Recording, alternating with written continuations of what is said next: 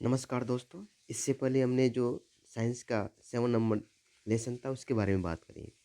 आज हम जो है लेसन नंबर 9 की बात करने वाले हैं। इससे पहले जो लेसन दे रखे 7, 8 वह संशोधित पाठ्यक्रम जब किया गया है तो उसको हटा दिया गया है। आज हम जो बात कर रहे हैं वो लेसन नंबर 9 है प्रकाश। तो इस चैप्टर में हम यहाँ पर पढ़ने वाले हैं प्रकाश का परावर्तन, यानी परावर्तन किसे कहते हैं, प्रकाश किसे कहते हैं, इसके बारे में चर्चा करते हैं और परावर्तन के कौन कौन से नियम है इसके बारे में बात करते हैं। तो इस अध्याय में प्रकाश के परावर्तन के बारे में पढ़ने वाले हैं। प्रकाश किसे कहेंगे, तो वो कारक जिसकी उपस्थिति में हम वस्तुओं को देखते हैं उसे हम क्या कहेंगे, प्रकाश कहते हैं। यानी किसी भी वस्तु को देखने के लिए हमारे को किसकी आवश्यकता होती है, प्रकाश की आवश्यकता होती है और प्रकाश की उपस्थिति में हम किसी भी वस्तु को देख सकते हैं। प्रकाश जो है, ये प्रकाश है स्वयं अदृश्य रहता है, लेकिन किसी अन्य वस्तु को दिखाने का जो कार्य है वह प्रकाश का ही होता है। फिर हम बात करते हैं इसके परावर्तन की, प्रकाश के परावर्तन की परिभाषा। यानी परावर्तन की परिभाषा की हम बात करते हैं तो परावर्तन किसे कहेंगे, तो सिंपल रूप से अगर हम समझते हैं, जैसे आपके पास बॉल है, उसको दीवार पे मारते हैं तो बॉल वापस कहाँ पर आएगी, आपके पास आती है। वही एक प्रकार से परावर्तन कहलाता है।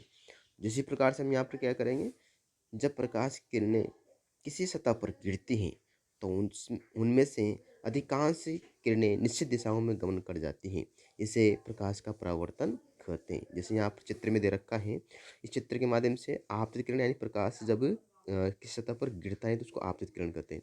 परावर्तित सतह से टकराने के बाद यह प्रकाश से वापस लौट जाती है और दोनों किरणें जहाँ से होकर एक बिंदु पर मिलते हैं वो क्या कहलाएगा, इसका अभिलंब कहलाता है। ठीक उसी प्रकार से परावर्तन का प्रकार दे रखा है। परावर्तन के दो प्रकार दे रखे हैं। एक तो है नियमित परावर्तन और एक होता है विस्तृत परावर्तन। यानी नियमित परावर्तन का अर्थ क्या होता है, जब प्रकाश किरणें निश्चित दिशा में होकर गुजरती हैं तो वह प्रकाश का नियमित परावर्तन कहलाते हैं। रेगुलर रिफ्लेक्शन, आपतित प्रकाश पुंज को चिकने पृष्ठ द्वारा किसी उसी माध्यम में विशिष्ट दिशा में भेज देने को नियमित परावर्तन कहते हैं। जैसे यहाँ पर है चिकना पृष्ठ है, प्रकाश आपतित होता है तो ये जो है यहाँ पर अलग अलग दिशाओं में जो है या एक निश्चित दिशाओं में ये गमन करती हैं, इसलिए इसको क्या कहेंगे, नियमित परावर्तन कहते हैं। फिर हम आगे इसकी बात करते हैं विस्तृत परावर्तन, डिफ्यूज रिफ्लेक्शन। तो इससे पहले हमने बात की चिकना पृष्ठ था, लेकिन यहाँ पर पृष्ठ कौन सा है, खुरदरा। इससे पहले हमने बात करी थी नियमित परावर्तन में, तो वह निश्चित दिशा में जा रही थी प्रकाश की किरणें, लेकिन यहाँ पर जो प्रकाश किरणें हैं वो दोनों जो है ये प्रकाश से अलग अलग दिशाओं में गमन कर रही हैं। तो इसको कैसे डिफाइन करेंगे, खुरदरे पृष्ठ द्वारा प्रकाश को सभी दिशाओं में बिखेरने के प्रभाव को ही क्या कहते हैं, विस्तृत परावर्तन कहते हैं। और ये विस्तृत परावर्तन और नियमित परावर्तन ही प्रकाश के बारे में बताते हैं। आगे हम इसके जो है बात करते हैं नियमित परावर्तन जो है क्या है, इसके चर्चा करते हैं। तो नियमित परावर्तन से एक किरण पुंज प्राप्त होता है, तो एक किरण पुंज प्राप्त होता है। इसमें परिवर्तन किरणें सतह पर चमक उत्पन्न करती हैं, यानी नियमित परावर्तन से जो है इसकी सतह पर क्या होते हैं, चमक उत्पन्न करती हैं। इस प्रकार परावर्तन चिकने पृष्ठ से होता है। यानी अभी हमने बात करी है कि जो चिकने पृष्ठ जब परावर्तन होगा नियमित तो वो चिकने पृष्ठ पर होता है और प्रकाश की किरणों को एक निश्चित दिशा में गमन करने का कार्य करता है। विस्तृत परावर्तन की हमने यहाँ पर बात करी है।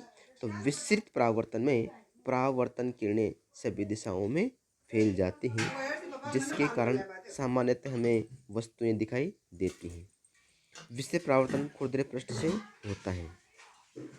नीले रंग की तरंगें सर्वाधिक विस्तृत होती हैं, इसलिए हमें आकाश नीला दिखाई देता है। आकाश नीला दिखाई देने का कारण क्या है, क्योंकि नीले जो रंग की जो तरंगें होती हैं वो सर्वाधिक विस्तृत होती हैं, इसलिए ये जो है प्रकाश से हमें आकाश नीला दिखाई देता है। आगे हम जो है यहाँ पर बात करने वाले हैं परावर्तन के नियम। तो परावर्तन के नियम किस प्रकार से हैं, तो वैसे सिंपल अगर रूप से देखा जाए तो दो इसके नियम दे रखे हैं। सामान्य परावर्तन नियम निम्न से यहाँ से दर्शाया गया है। तो एक तो आपतित किरण, एक परावर्तित किरण, और दोनों के मध्य क्या है यहाँ पर, अभिलंब। आपतित किरण से बनने वाले आपतित किरण और अभिलंब के मध्य एक कोण का निर्माण होता है, इसको एक प्रकार से क्या कहेंगे, आपतन कोण कहते हैं। ठीक उसी प्रकार से अभिलंब और परावर्तित किरण के मध्य एक कोण का निर्माण होता है, इसको परावर्तन कोण कहते हैं। अर्थात यहाँ पर जो आई कोण है वो आपतन कोण है और जो आर है वो परावर्तन कोण है। तो इसका अर्थ है कि आपतन कोण और परावर्तन कोण दोनों का मान क्या होता है, यहाँ पर बराबर होता है, इसलिए परावर्तन का पहला नियम कहलाता है।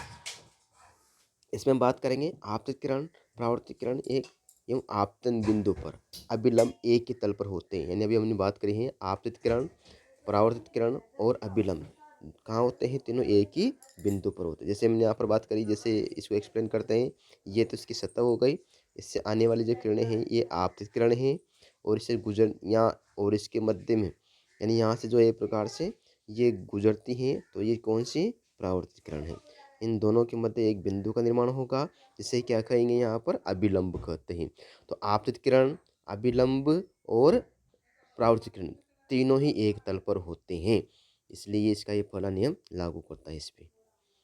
फिर हम नेक्स्ट बिंदु की बात करेंगे। आपतित किरण जितना कोण अभिलंब के साथ बनाती हैं उतना ही कोण परावर्तित किरण किसके साथ बनाएगी, अभिलंब के साथ बनाती हैं। इसलिए हमने आपतन कोण को आई बराबर परावर्तन कोण आर, तो कोण आई बराबर कोण आर, यानी अर्थात दोनों का मान क्या होता है, यहाँ पर बराबर होता है। तो इस प्रकार से आज हमने जो है बिंदु की बात करी थी, परावर्तन और परावर्तन की यहाँ पर जो नियम दे रखे उसके बारे में चर्चा करी। सभी को धन्यवाद।